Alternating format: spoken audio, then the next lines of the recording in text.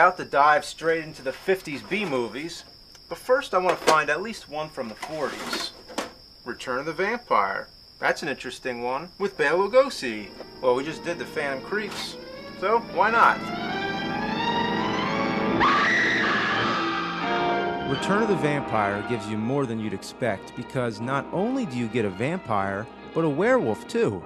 Sure, nowadays with Twilight and everything, that's commonplace, but back then, it was something new. In fact, the same year, Universal Studios was planning a film titled The Wolfman vs. Dracula.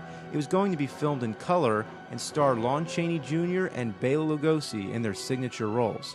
The screenplay was written, but the movie was never made. The script isn't half bad, but the writer somehow forgot to have the Wolfman actually fight Dracula. But that's another story. Instead, Universal made House of Frankenstein, which has the Wolfman and Dracula, played by John Carradine. However, they don't share any of the same scenes. In fact, Dracula is destroyed early on before the Wolfman is introduced.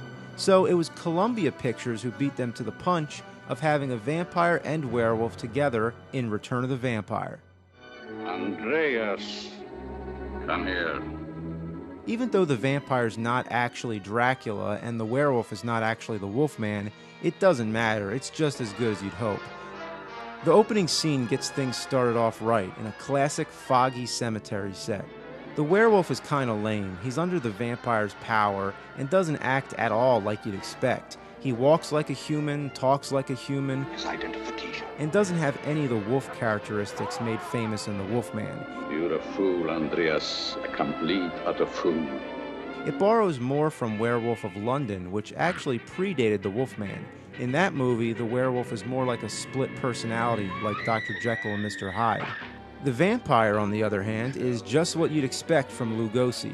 Hypnotic voice, evil stare, it's like watching Dracula. It may even be the first time a vampire covers his face with his cape, a trait that was imitated in Abbott and Costello Meet Frankenstein and Plan 9 from Outer Space.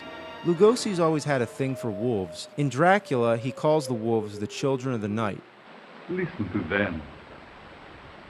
Children of the night. What music they make. And he becomes a wolf himself, even though it happens off-screen. What's that? Running across the lawn. Looks like a huge dog. Or a wolf? In The Wolfman, he actually plays a werewolf, the one that takes an actual wolf shape and bites Lon Chaney Jr. And finally, in Abbott and Costello Meet Frankenstein, he fights the Wolfman for the first and only time. Back to Return of the Vampire. Lugosi's killed early on, but he's resurrected during the Second World War when Nazi bombs are dropped in the cemetery and blast open the tomb holding the vampire. Think about it, a cemetery with a werewolf, a vampire, and Nazi bombs? I would stay away from that place. It may be kind of ridiculous, cliche, and just one stop short of classic, but it's rich in visual appeal. It has all the chills and atmospheric haze, totally on par with the Universal films of the 40s. In fact, you might even say it's gone a little overboard. Look at all the fog. Even inside the house there's fog. But that's okay for me because I like fog. What the hell, man? There's not enough fog. We need fog.